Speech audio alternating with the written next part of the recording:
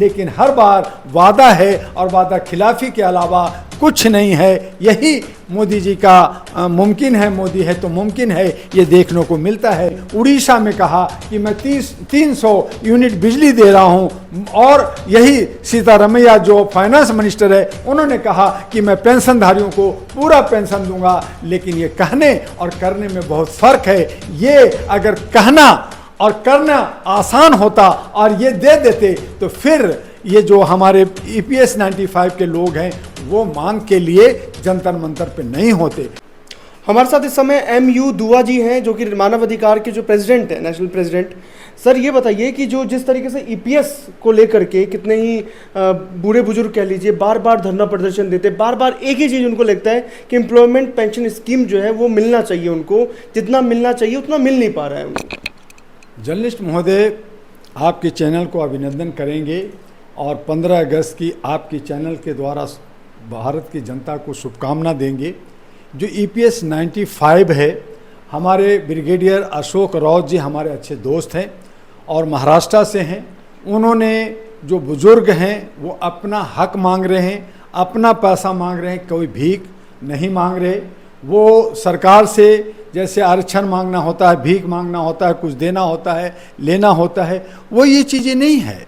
EPS 95 के अंदर जो हमारे बुजुर्ग लोगों ने पैसा कमा करके 4 लाख, 10 लाख, 20 लाख जो सरकार के पास जमा है, उसका ही एक चंद हिस्सा जो उन्होंने 500 साढ़े 500 रुपया दे रहे हैं। आज महंगाई जिस हिसाब से बढ़ी है, जिस तरह से आज ज़रूरतें बढ़ गई है, उस हालात में जब हमारे बच्चे, हमारी बहुएं हमारे बुजुर्गों को घर में नहीं रखते, उनको जो है वृद्धाश्रम में भेज देते, तो वृद्ध लोग का कहना है कि हमारे ही पैसे आप हमारी संख्या बढ़ा दीजिए, आप 1000, 1500, 2000 कर दीजिए, जिससे हम किसी तरह से जीविकोपार्जन कर सके।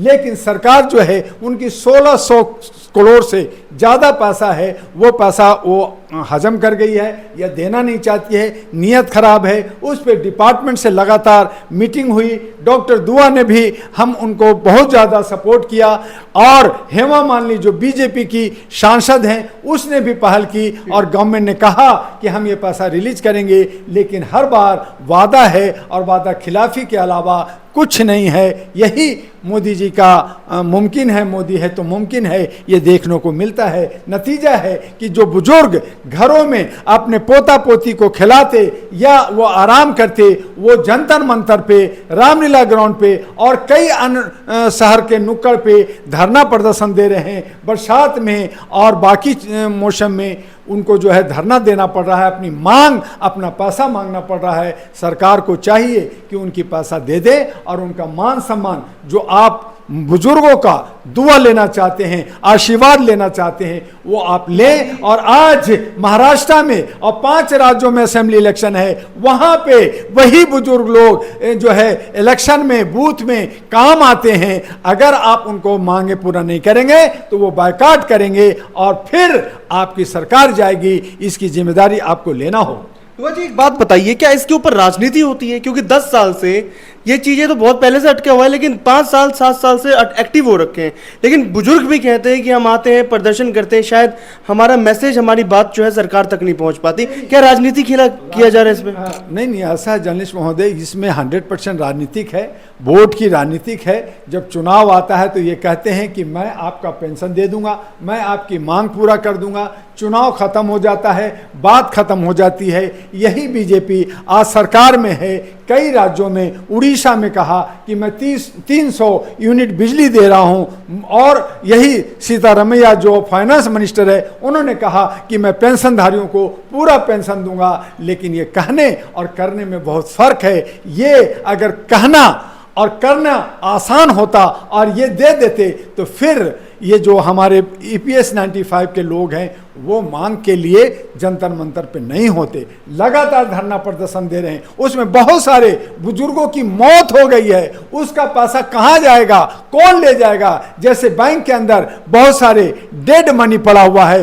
2 285 करोड़ रुपया जो है आपका बैंक में डेट पड़ा हुआ है। ऐसे पेंशन का पैसा, जब वो पेंशनधारी ही मर जाएंगे तो वो पैसा डेड हो जाएगा, तो क्या ये मोदी जी खाएंगे? क्या वो मोदी की रिलीफ फंड में जाएगा? क्या वो इलेक्शन में जाएगा? ये सवाल उठता है। तो इसलिए सर बार बार आश्वासन दिया जाता है बुजुर्गों को कि उनको पेंशन का पैसा जो है बढ़ा दिया जाएगा, लेकिन ईपीएस वाले बोलते हैं कि हाँ 1,000 रुपये में क्या होता है। यही जुमलाबाजी है, और इसीलिए मैंने कहा कि वो भीख नहीं मांग रहे हैं, अपना हक, अपना पैसा मांग रहे हैं। अगर भीख देने की बात होती, जैसे इन्होंने जो है कॉरपोरेट को 11,000 करोड़ माफ कर दिया और बहुत सारे अपने साथियों को सपोर्ट, चंदा दौड़ धंधा करते हैं, ये जो बुजुर्ग लोग हैं ईपीएस वाले, ये अपना पैसा मांग रहे हैं। तो उन्होंने कहा कि आप 1,000 की जगह 2,000 कर दो, 2,500 कर दो, 3,000 कर दो, जो महंगाई बढ़ी है उस दर से आप हमें पैसा दो, ताकि हम अपना दवा दारू ठीक से कर सकें, अपने को हम संभाल सकें और हम जी सकें। लेकिन आज वो जो है नमक और रोटी खाने पे विवश है। 1,000 से आज जो है एक सिलेंडर भी नहीं भरा जाता। आप सिलेंडर उज्ज्वला में औरतों को दिया, 1,200 का सिलेंडर आता है, तो ये बुजुर्ग लोग अगर रोटी पकाएंगे तो आटा लाएंगे तो नमक नहीं, नमक आएगा तो सब्जी नहीं, सब्जी आएगा तो तेल नहीं, और तेल आएगा तो फिर चूल्हा नहीं, तो कैसे उनकी जिंदगी बसर करेगी? ये एक सवाल उठता है। तो हमारा कहना है कि सरकार को बुजुर्गों का बद्दुआ नहीं लेना चाहिए, उनसे आशीर्वाद और सहयोग लेना चाहिए, और उनके मान सम्मान के लिए उनका जो पेंशन, उनका जो पैसा अपना है, अपना कमाई का पैसा है, उनको जरूर मिलना चाहिए। और तब आप 15 अगस्त के लाल किला पे झंडा फहराएंगे, आप वहां अनाउंसमेंट कीजिए कि EBS 95 के तमाम बुजुर्गों का जो पैसा है हम डबल ट्रिपल देने के लिए तैयार हैं, और उसको रिलीज कर दें तो हम शाबाशी देंगे, आपको जय हो करेंगे। आप जो है मुख्य मुद्दा की बात नहीं करते, रोजगार की, शिक्षा की, स्वास्थ्य की, सुरक्षा की बात नहीं करते। आप आज हमारा बांग्लादेश की मामला है, आप उस पर जो है बात तो कर रहे हैं, आप खामोश बैठे हैं। हमारे मणिपुर में जब हिंदू और बाकी लोग मरे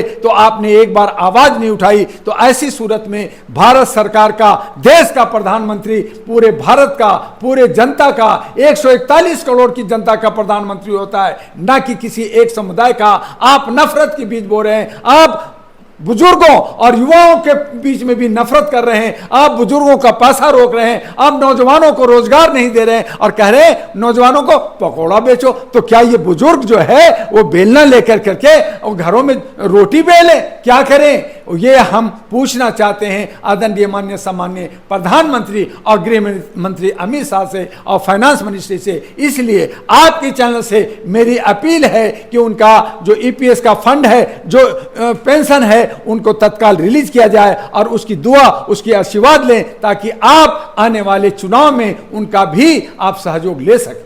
क्या सर फर्क पड़ेगा? विधानसभा चुनाव आने वाला है, बिल्कुल फर्क पड़ेगा। जैसे आपने किसानों को नाराज किया, किसानों ने वोट नहीं दिया, जवानों को नाराज किया, जवान आपको वोट नहीं दे रहे। अब बुजुर्गों का पेंशन नहीं देंगे, वो वोट नहीं देंगे, आप वहां से जाओगे। आपने 400 पार कहा था, आप 272 भी नहीं लाए, आप 240 आए, उसमें भी बात आ रही है कि आपने बेईमानी शैतानी की है 164 पे, तो आप अंततोगत्वा 76 सीट पे जीते हैं। तो ऐसी हालत में अगर आप सबसे नाराजगी लोगे तो आप कहां रहोगे? आप फुर हो जाओगे। और ऐसी सूरत में आप जो कह रहे हैं कि मैं विष्णु का अवतार हूं, मैं सब कुछ कर सकता हूं, मोदी है तो मुमकिन है, आप बायोलॉजिकल बच्चा अपने को नहीं कह रहे हो, अपनी माता का ही गाली दे रहे हो। तो ऐसी सूरत में आप जनता का और बुजुर्गों का अगर आपने जो है आशीर्वाद नहीं लिया, उसकी बद्दुआ लिया, तो वो बद्दुआ आपको कितना भारी पड़ेगा, ये आपको सोचना होगा मोदी जी। ये एम.ए. दुआ जी थे हमारे साथ, जिनका कहना है साफ कि जो ईपीएस के पैसे हैं वो जल्द से जल्द सरकार जो है इनको लौटा दे, और लाल किला पे 15 अगस्त को जो है प्रधानमंत्री मोदी ईपीएस के लिए जो है बोले एक बार कि ईपीएस के जो पैसे कब जो है लौटाया जाएगा।